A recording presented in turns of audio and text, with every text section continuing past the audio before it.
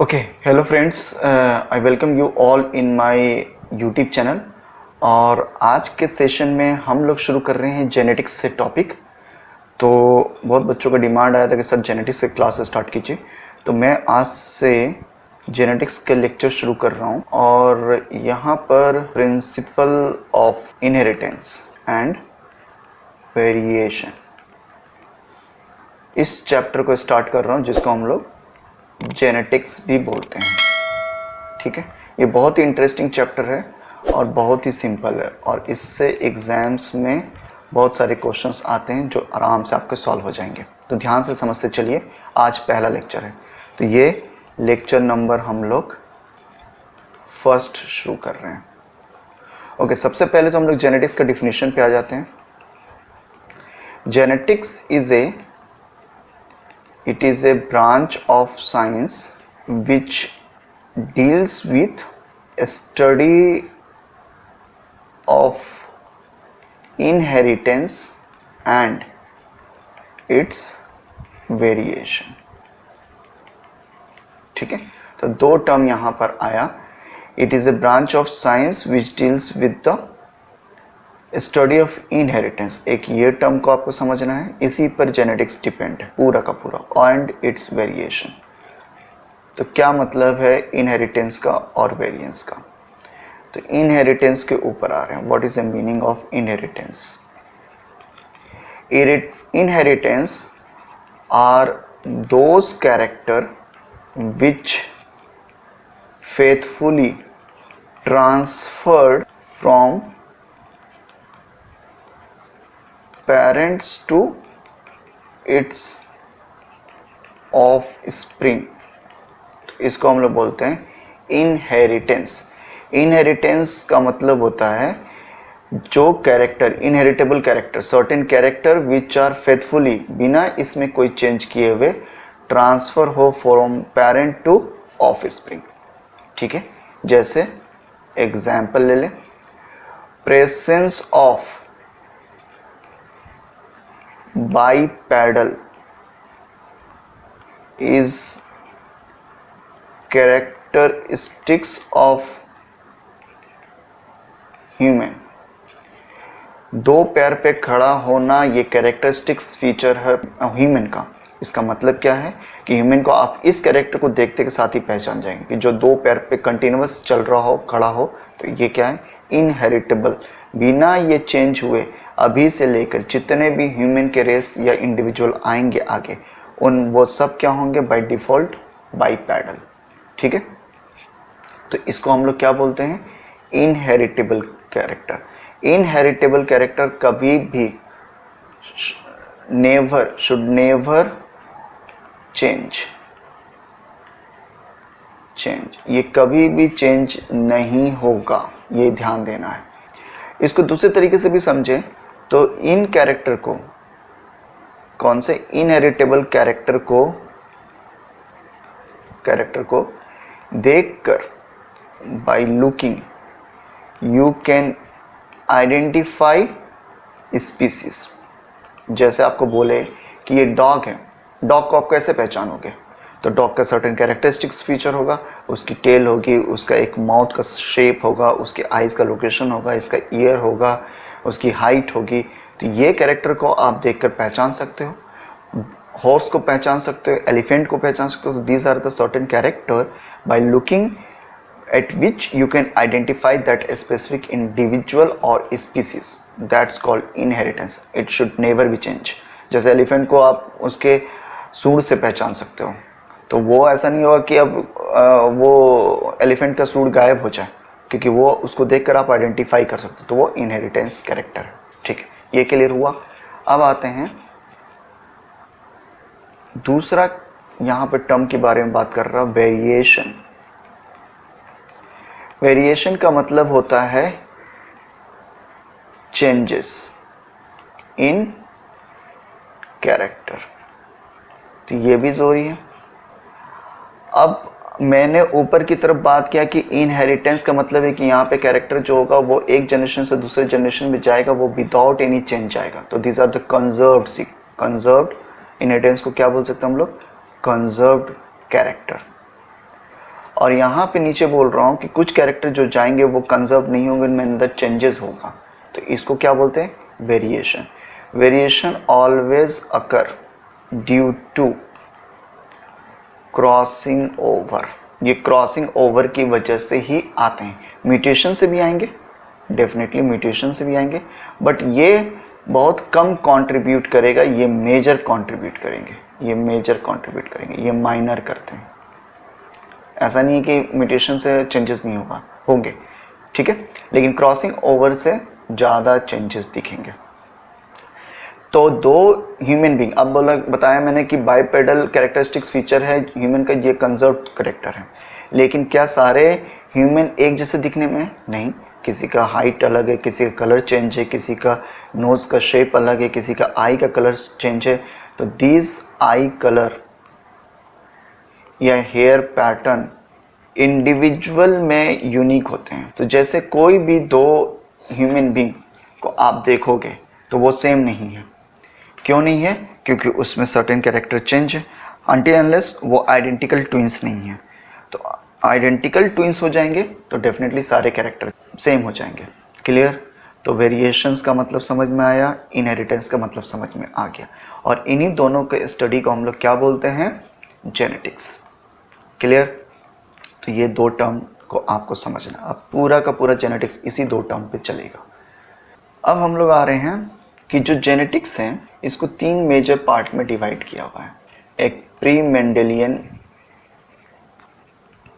Genetics, एक हम लोग बोलते हैं क्लासिकल जेनेटिक्स, और एक हम लोग बोलते हैं पोस्ट मेंडेलियन जेनेटिक्स। इसी क्लासिकल जेनेटिक्स को हम लोग क्या बोलते हैं? मेंडेलियन जेनेटिक्स भी, मेंडेलियन जेनेटिक्स। अच्छा, फादर ऑफ जेनेटिक्स कौन है? Father of classical genetics G J. Mendel, ये याद रखना है। खैर आप लोगों ने बहुत बार पढ़ा होगा जी.जे. मेंडल। इनका बॉर्न कब हुआ तो इनके बारे में थोड़ा सा जानना है, इससे क्वेश्चन पूछता है। बॉर्न, ये कब बॉर्न हुए? तो ये हुए 22 जुलाई 1822 में, ऑस्ट्रिया में इनका बर्थ हुआ था, ठीक है। और ये इनकी डेथ कब हुई? तो 6 जनवरी 1884, ठीक है, इनकी डेथ हुई। तो ये कितने साल में इनकी लाइफ स्पेन थी? 64 ईयर्स, ठीक है, ऑलमोस्ट 64 ईयर्स। और एक चीज़ और जानना है कि इन्होंने जो अपना एक्सपेरिमेंट शुरू किया, जिसको आगे हम लोग डिटेल में देखेंगे, एक्सपेरिमेंट्स, वो शुरू 1856 में, और ये करीबन 7 ईयर्स इन्होंने लिया इस स्टडी को कंप्लीट करने में। तो कब कंप्लीट हुआ? 1863 में, और इन्होंने अपना काम को पब्लिश किया 1865 में, पब्लिश किया इन्होंने अपना काम। तो ये चीज़ें कुछ जानना है, क्योंकि ये नीट के एग्जाम में पूछ देते हैं कि इन्होंने कब अपना काम शुरू किया, ये क्वेश्चन आया हुआ है। तो ये थोड़ा सा इनके बारे में जानना है। मेंडल के पहले वाले एरा को हम लोग क्या बोलते हैं? Pre Mendelian era. अच्छा, क्लासिकल में जब तक ये मेंडल जिंदा थे उस ड्यूरेशन वाले को हम लोग क्या बोलते हैं? Classical genetics. और 1900 के बाद से जो पूरा का पूरा आगे अभी तक का चल रहा है उसको हम लोग बोलते हैं पोस्ट मेंडेलियन। प्री मेंडेलियन के बारे में थोड़ा सा हम लोग समझते हैं। यहाँ पर सिर्फ एक कॉन्सेप्ट को समझना है। प्री मेंडेलियन एरा में थ्योरी ऑफ ब्लेंडिंग को बहुत ज़्यादा इम्पोर्टेंस मिला था। थ्योरी ऑफ ब्लेंडिंग, ये थ्योरी ऑफ ब्लेंडिंग क्या कहता है कि अगर पेरेंट P1 और P2 के बीच में क्रॉसिंग कराएं, ठीक है, तो इंडिविजुअल जो नेक्स्ट ऑफ स्प्रिंग आएंगे इनके, ये ऑफ स्प्रिंग जो होता है वो मिक्सचर होगा, mixture of character of both parents P1 and P2, इनका ये मिक्सचर होगा। जैसे फॉर एग्जांपल समझाने के लिए मैं कह रहा हूँ कि अगर यहाँ पर इस पेरेंट की हाइट 6 फीट है और इस फीमेल की हाइट 4 फीट है, इन दोनों के बीच में क्रॉसिंग हुआ तो ऑफ स्प्रिंग इनके बीच का आ जाएगा, ठीक है, एवरेज। तो 6 + 4 डिवाइड बाई 2 यानी 5 फीट के, ठीक है। ये इनको कहना था, यानी जो भी इसी को कहते हैं ब्लेंडिंग। ब्लेंडिंग का मतलब होता है मिक्सचर। जैसे रेड कलर यहाँ पे लिया फ्लावर को और ये लिया वाइट कलर, तो यहाँ पर जो ऑफ स्प्रिंग आएंगे वो हमेशा पिंक आएंगे, ठीक है। ये तो हम लोग अब इसके आगे जितना भी जनरेशन ऑफ स्प्रिंग से, इस ऑफ स्प्रिंग से नेक्स्ट जनरेशन जो आएगा, नेक्स्ट जनरेशन वो भी अपने ऑफ स्प्रिंग को एवरेज यानी एवरेज हाइट या फिर पिंक कलर को ही रिप्रेजेंट करेगा। ये कहना था थ्योरी ऑफ ब्लेंडिंग में। थ्योरी ऑफ ब्लेंडिंग का मतलब है कि जब दो पेरेंट का मिक्स होकर नेक्स्ट जनरेशन आया तो उसमें जो कैरेक्टर है वो अब नेक्स्ट जनरेशन में फिर से वैसे का वैसा एग्जैक्टली सेम आएगा। पेरेंटल कैरेक्टर यहाँ पर नहीं आएंगे, कैरेक्टर नहीं आएगा। कौन सा कैरेक्टर आएगा? एवरेज हाइट और पिंक कलर जो F1 का है। तो इसको हम लोग थ्योरी ऑफ ब्लेंडिंग कहते हैं। ये बहुत इंपॉर्टेंट कॉन्सेप्ट है, ये बाद में चल के रिजेक्ट हो गया, लेकिन थ्योरी ऑफ ब्लेंडिंग क्या कहता है? ये प्री मेंडेलियन का कॉन्सेप्ट है। यही चीज़ समझना प्री मेंडेलियन एरा से, बस। अब हम लोग आ रहे हैं मेंडेलियन एरा, जिसको हम लोग क्लासिकल जेनेटिक्स भी कहते हैं। तो सबसे पहले आते हैं जो जीजे मेंडल थे। इनका पूरा नाम क्या था? जॉर्जर जोहानन मेंडल, ठीक है, जीजे मेंडल। इन्होंने अपना एक्सपेरिमेंटल ऑर्गेनिज्म कह सकते हैं, ठीक है, जिसको साइंटिफिक नेम क्या है? Pisum sativum P plant. इसी को दूसरा नाम क्या है? ग्रीन पी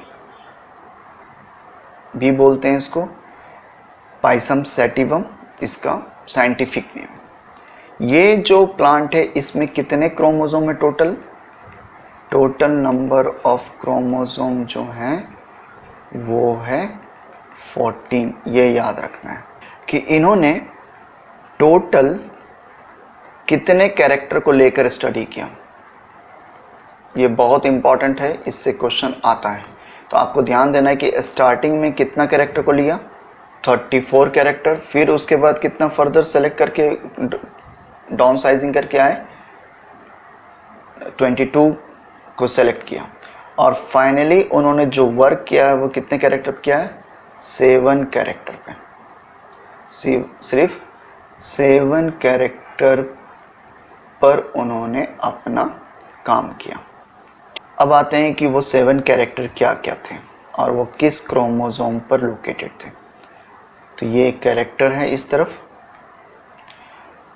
अच्छा, हर एक कैरेक्टर के 2 कॉन्ट्रास्ट ट्रेट होंगे। तो what is the difference between character and the trait? Character का मतलब है कि मॉर्फोलॉजिकल कैरेक्टर, दिखने में वो कैसा है। जैसे प्लांट की हाइट, ये मॉर्फोलॉजिकल कैरेक्टर है।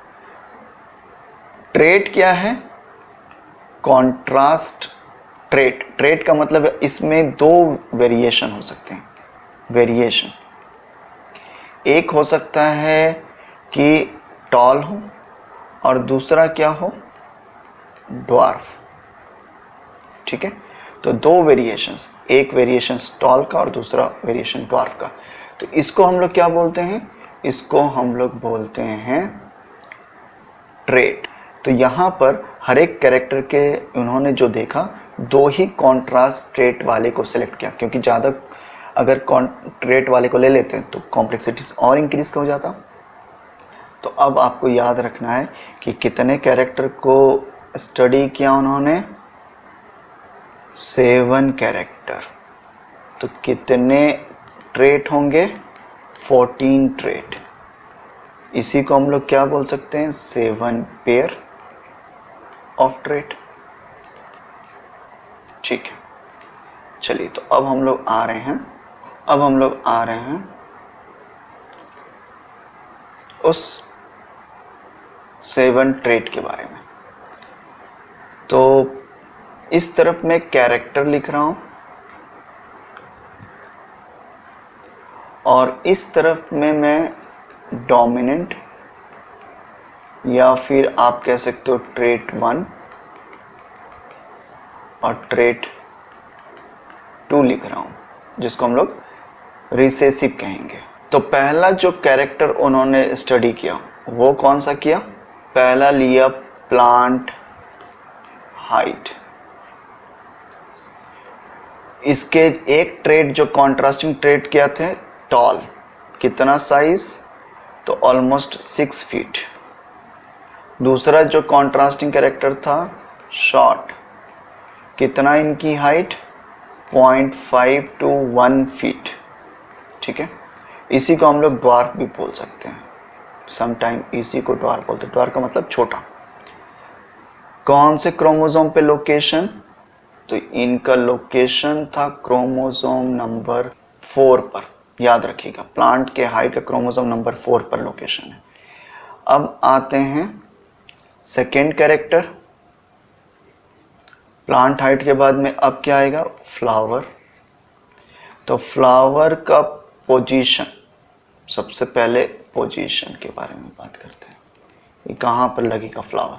तो एक हो सकता है एक्सियल और दूसरा होगा टर्मिनल, 2 कॉन्ट्रास्टिंग कैरेक्टर। तो ये क्रोमोसोम नंबर पर 4 पर है, ये भी 4 पर है। ठीक है, उसके बाद आ रहे हैं फ्लावर कलर। ये किस क्रोमोसोम पे है? क्रोमोसोम नंबर 1 पर। अब यहाँ पर ये आ रहे हैं कि इसके 2 कॉन्ट्रास्टिंग कैरेक्टर कौन कौन से? तो पहला कॉन्ट्रास्टिंग कैरेक्टर मैं यहाँ लिख रहा हूँ फ्लावर कलर, एक होगा वायलेट और दूसरा वाइट। ठीक है, violet and white. Fourth contrasting character flower colour के बाद में, अब उसके बाद में फ्लावर, देखिए कैसे याद रखें, प्लांट हाइट उसका फ्लावर लगा, फ्लावर के बाद में अब क्या आएंगे? पॉड। पॉड का शेप, ये किस क्रोमोसोम नंबर पे है? तो ये है क्रोमोसोम नंबर 5 पे। 4 + 1 कर दीजिए, नेक्स्ट वाला 5 आ जाएगा। तो इस पे किस तरह का शेप है? 2 कॉन्ट्रास्टिंग शेप। कौन कौन सा? एक है स्मूथ और दूसरा है रिंकल्ड, या इसी को हम लोग कॉन्स्ट्रिक्टेड भी बोलते हैं। मतलब फ्लावर का कुछ इस तरीके का ये पॉट का शेप होगा और इसके अंदर सीड। या फिर स्मूथ में कैसा हो सकता है? स्मूथ में बस सिंपल इस तरीके का स्मूथ, कोई कॉन्स्ट्रिक्टेड नहीं, ये कॉन्स्ट्रिक्टेड नहीं होंगे। अब आ रहे हैं नेक्स्ट वाला character, character number 5th, pod colour. ये किस क्रोमोसोम पर है?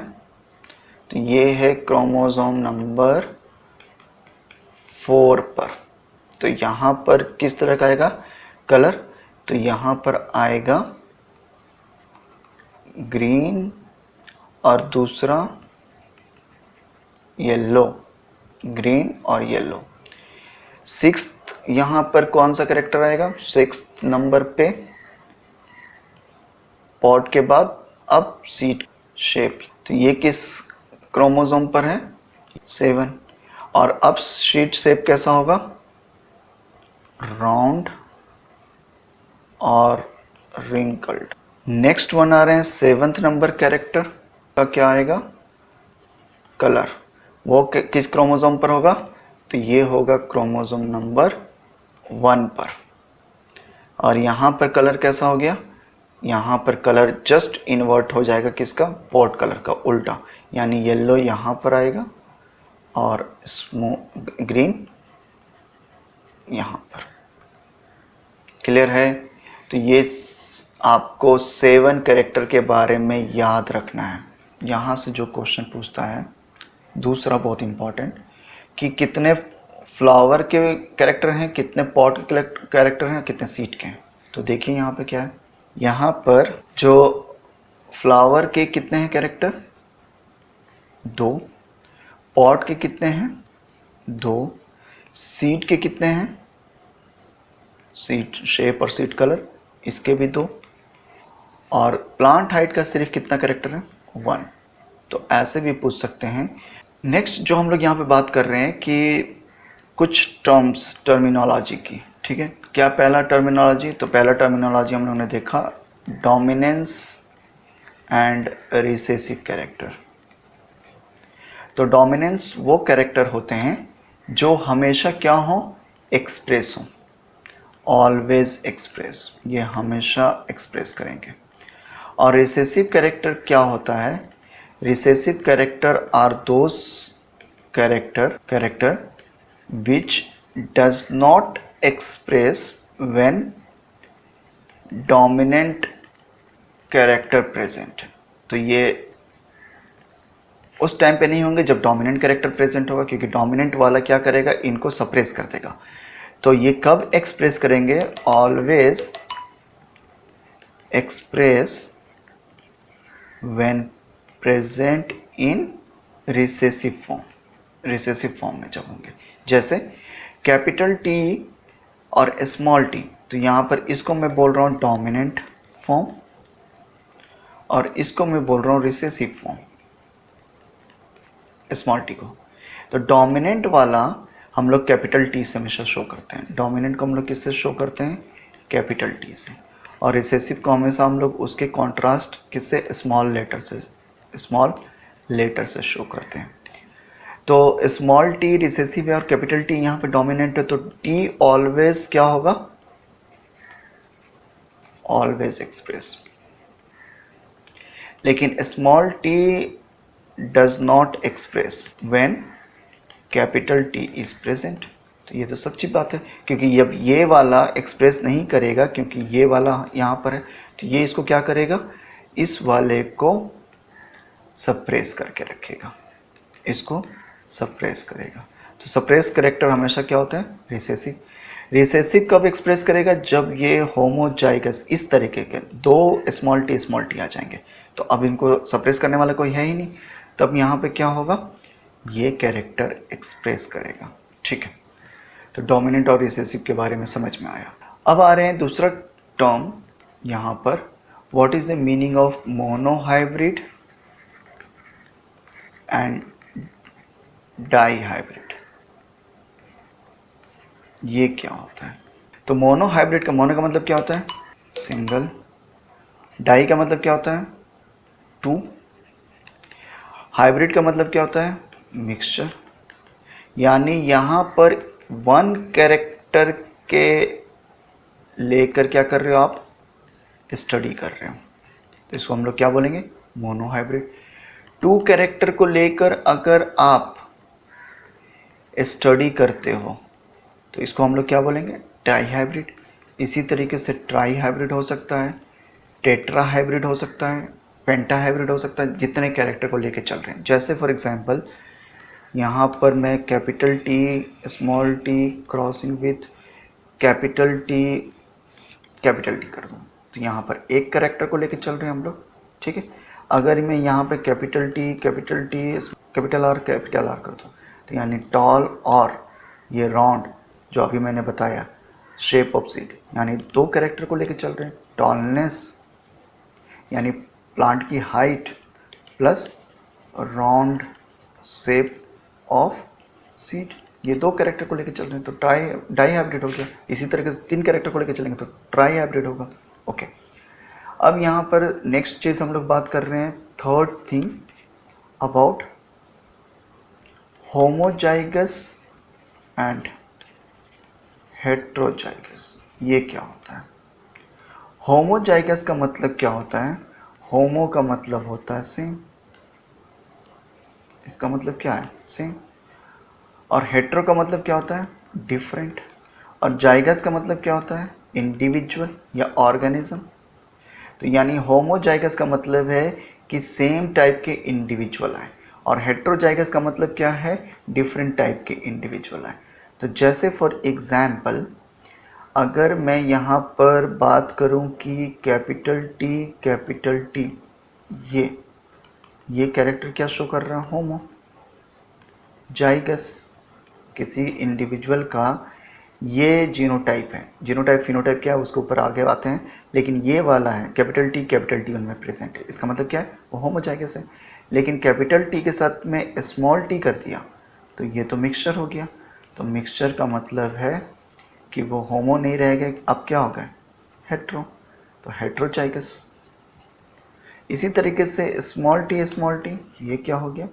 होमोजाइगस। ये सेम हो गया। लेकिन इनको फिर हम लोग होमोजाइगस, क्योंकि रिसेसिव है तो होमोजाइगस रिसेसिव बोलते हैं। ये वाला कैरेक्टर डोमिनेंट है तो हम लोग इनको होमोजाइगस डोमिनेंट बोल देते हैं। अब हम लोग बात कर रहे हैं नेक्स्ट, फिनोटाइप और and genotype. What is the difference between this? Phenotype का मतलब होता है एक्सटर्नल अपीयरेंस, कैसा वो दिखता है। जैसे प्लांट की हाइट, ये क्या है? फिनोटाइप। सीड का शेप जो है वो क्या है? फिनोटाइप। लेकिन जीनोटाइप में हम लोग क्या देखते हैं? जीन मेकअप, या फिर आप कह सकते हो जेनेटिक। वो किस तरह के जीन से बना हुआ है, इसका जीन कंपोजिशन क्या है। जैसे कैपिटल टी स्मॉल टी, ये जीन मेकअप है, जीनोटाइप। ठीक है, ये इसको हम लोग क्या बोलेंगे? जीनोटाइप। लेकिन ये किसको, कैरेक्टर को क्या शो कर रहा है? क्योंकि ये टॉल कैरेक्टर रहेगा, क्योंकि टी क्या है? डोमिनेंट है किसके ऊपर? स्मॉल टी के ऊपर, on small T. Capital T is dominant over small T, तो यहाँ पे कौन सा कैरेक्टर आ जाएगा? टॉलनेस। तो टॉलनेस जो है वो फिनोटाइप है। लेकिन ये किस तरह का जीनोटाइप बना हुआ है, किस तरह के जीन मेकअप से बना हुआ है? Capital T small T. Clear है? इसी तरीके से हम लोग क्या ये स्टेटमेंट दे सकते हैं कि phenotype can be same but genotype can be different. ये स्टेटमेंट राइट है या रॉन्ग है? तो ये स्टेटमेंट राइट है, ये करेक्ट है। कैसे?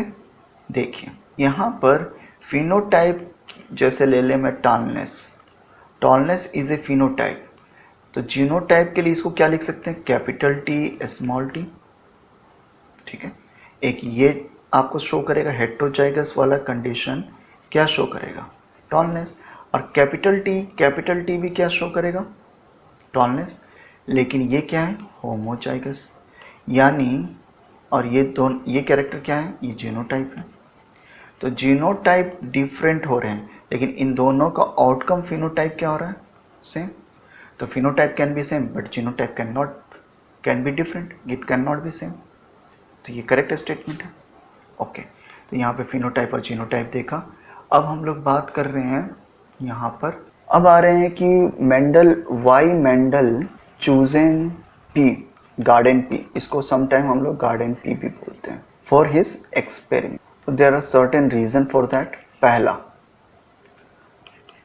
There are lot of contrasting character present.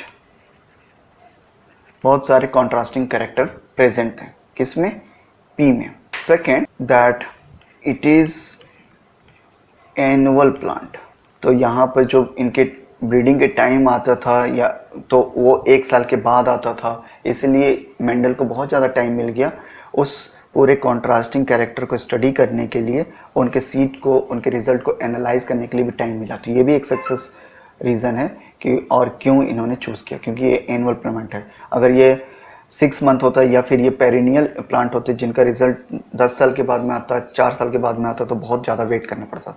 और अगर ये 6 मंथ वाला रहता प्लांट कि हर एक 6 मंथ में ये आ जा रहा है, ठीक है, इसके रिजल्ट, तो वो बहुत जल्दी आता, तब उनको कैलकुलेशन में भी टाइम चाहिए था। तो इसीलिए इन्होंने इस तरह के प्लांट को चूज़ किया कि जो बहुत ज़्यादा लेट भी नहीं है और बहुत ज़्यादा अर्ली भी रिप्रोड्यूस या सीड का करते हों।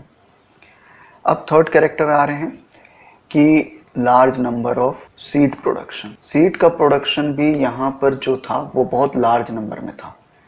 एक दो सीड नहीं फॉर्म कर रहे थे, बहुत ज़्यादा फॉर्म कर रहे थे, इसलिए इनको कैरेक्टर को या इंडिविजुअल को स्टडी करना में आसान था कि अगर कुछ सीड खराब भी हो गए तो बाकी सीड हैं, बाकी इंडिविजुअल प्लांट हैं। तो ये एक रीज़न था। इसके अलावा it can be out breeding और इन ब्रीडिंग बोथ। ये आउट ब्रीडिंग भी कर सकते थे, यानी इस प्लांट के मेल, प्लांट 1 के मेल फ्लावर को लेकर प्लांट 2 के फीमेल फ्लावर पर क्या कर सकते थे, डस्टिंग। तो इसको क्या बोलते हैं, आउट ब्रीडिंग, यानी क्रॉस ब्रीडिंग भी हो सकता था इनमें। और इन ब्रीडिंग तो होगा ही, क्योंकि सेम प्लांट के मेल फ्लावर और female flower of same plant can be used for reproduction. तो इसको हम लोग क्या बोलते हैं, इन ब्रीडिंग। तो इन ब्रीडिंग भी पॉसिबल है और आउट ब्रीडिंग भी पॉसिबल है, यानी क्रॉसिंग भी करा सकते हैं और यहाँ पर इन ब्रीडिंग भी करा सकते हैं। ठीक है, दोनों करा सकते हैं। इस तरह के प्लांट को हम लोग क्या बोलते हैं, बाइसेक्सुअल प्लांट। बाइसेक्सुअल प्लांट का मतलब क्या है कि जिसमें male and female flower both are present. चलिए तो आज यहीं तक रखते हैं, नेक्स्ट क्लास में आगे